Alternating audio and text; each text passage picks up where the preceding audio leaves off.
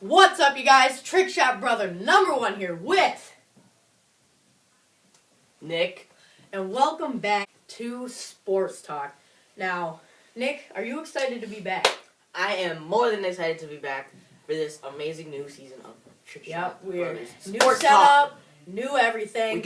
Let's do a tour right here. We got the Supreme bag. The Supreme bag, the Hype Beast We bag. got a candle going. Fluorescent candle. We got 2 hats going over here. We got some bats and another candle. And we are set. We got the new setup. New setup. Everything's ready. Starting off fresh again, back to the old roots. And let's just get right into it. And today's sport is the MLB. And the reason why we wanted to choose the MLB is because the season is in full swing now. Full swing. Full swing. We're a couple weeks in, and there's tons of stuff is going on right now. It's just freaking crazy. Let's start it off by talking about the Diamondbacks. Yes. They are more than ready to start their season. They're winning. They're in their top division. That team is on a roll today. Not phased at all, and they are just pushing through everybody and are just doing incredible this season, it's really surprising to see the Diamondbacks out there. And 18-7 is the record this year, which is absolutely insane for the Diamondbacks because they don't really have those standout players. They just have those average guys that can produce a lot, but are just the best. Let's talk about their pitching staff. I mean, their ERA right now is a 2.62, which is extremely low for such an underrated team, I feel. Yeah, if they're, in my opinion, they are really underrated. They should have a lot more popularity with that team because they are really good this season, and I'm completely surprised by this. But their roster for pitching is just absolutely incredible this season right now. And we have guys like Patrick Corbin, Archie Bradley, etc. that are just performing incredibly, which you don't really see that much with the Diamondbacks. It's kind of surprising to see a team like that go from such a low in seasons to such a high. And they've drawn in a couple good players this season. They have Alex Avila. They've gotten Shelby Miller a couple seasons ago. They're in like a partial rebuild, I'd say, but they're pretty set right now. They're doing really well.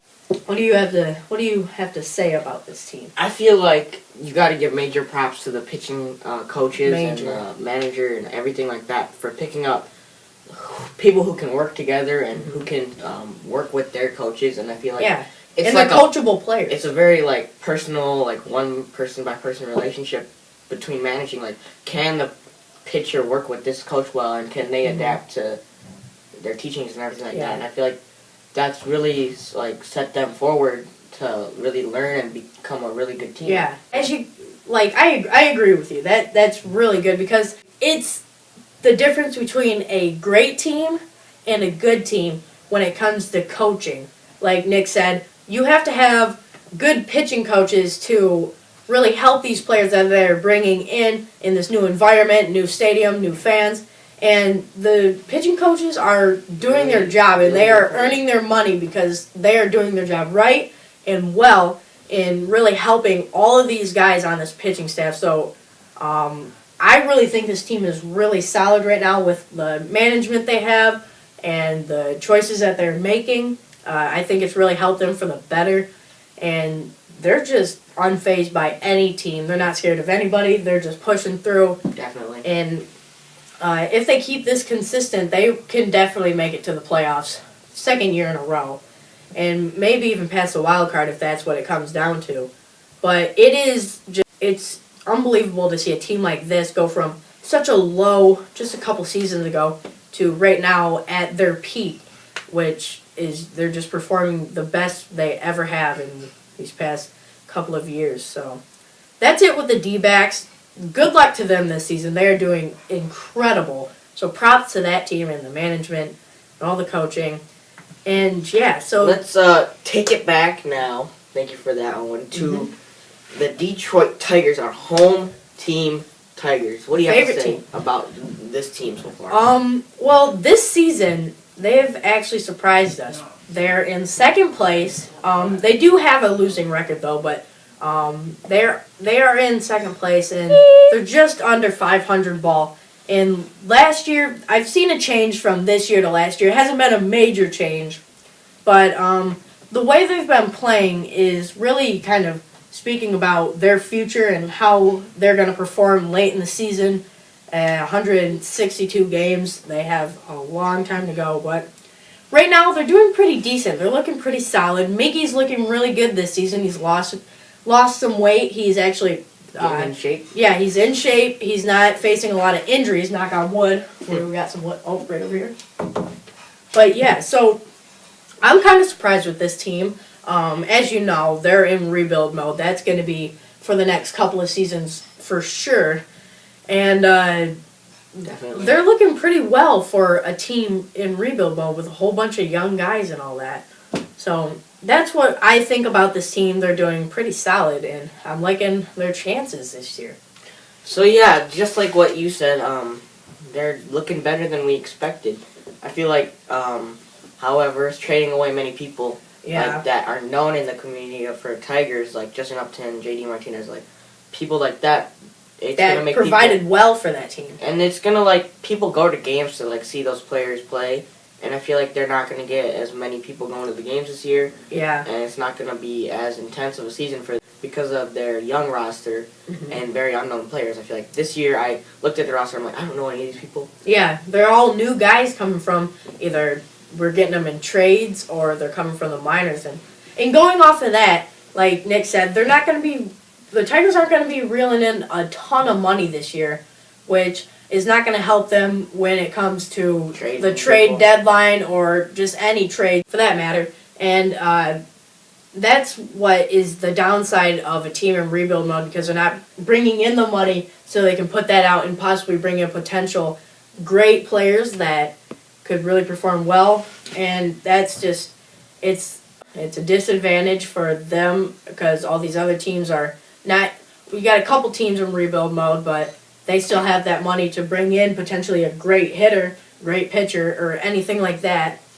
I'm pretty surprised by this team. I'm not gonna really predict anything because you never know. They could go from such a high and then just to such a low. We've seen that so many times with the Tigers. I'm liking their chances, but if they can just play consistent ball and just keep doing what they're doing and do their thing out in front of the home crowd and just provide well, I could see them in the playoffs, maybe even the wild card, but who knows? Second place, they're trying to get past Cleveland Indians, which are 14 and 10, playing 583 ball, really solid this year. So it's going to be interesting. We're going to see what happens with this team and where they go.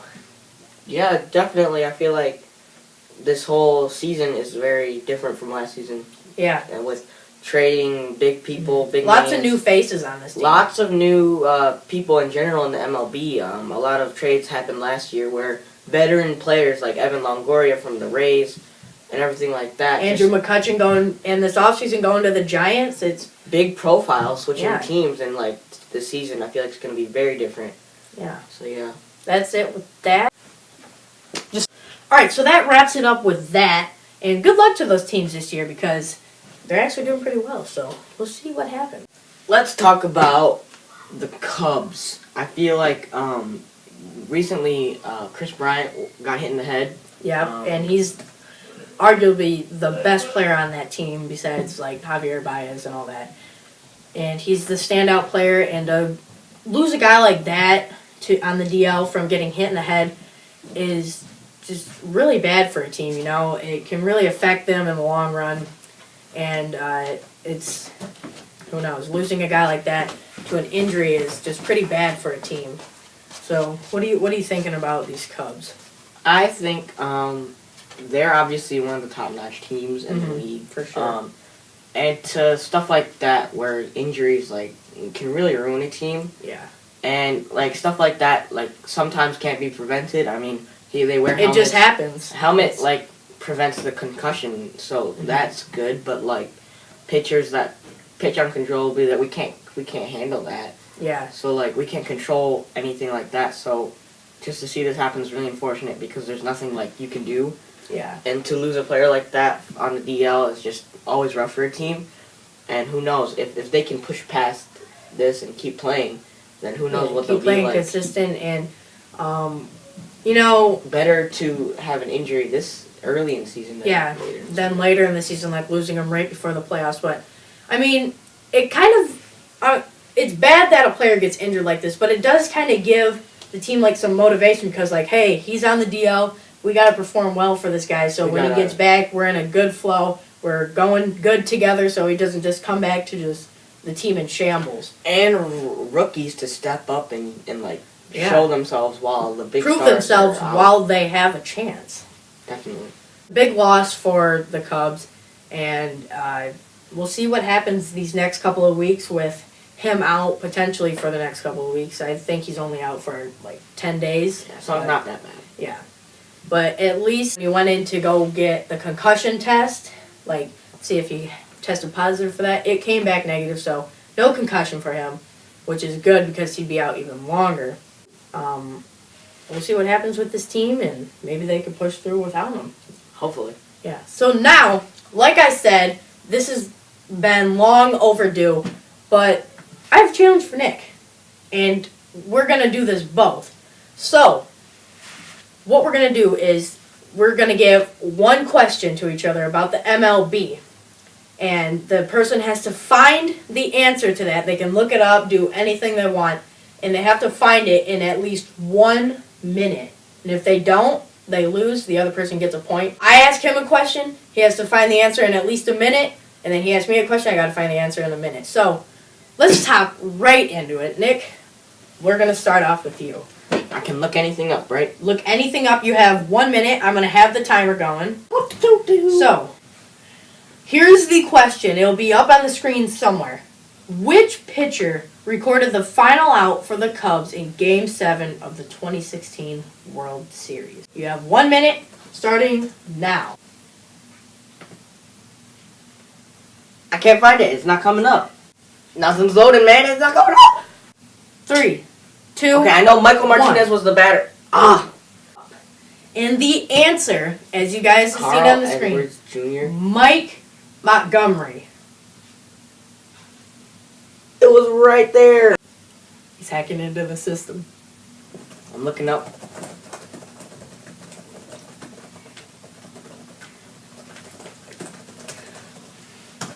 All right, my question is, I love Aaron Judge, by the way, but Mike Trout's my favorite. who had the most home runs in the 2003 MLB League year? What the frick? I'm going to start the timer. It was Alex Rodriguez in 2003. From what I see on this long list of people, I've seen 47 home runs, which is the most out of any of them. There were two people tied with 47 each in the 2003 home run league. Jim Thome and Aaron Rodriguez. Well, that challenge was not very good. We both did not get a point. Okay. All I saw was this long list of people. That's pretty much it for this episode, so make sure you give it a big thumbs up. And make sure you subscribe if you're new here and turn on that bell so you're notified whenever we upload. And do you have anything else to say? Got nothing to say. Make sure you like the video, subscribe. Share it. And until next time, see ya!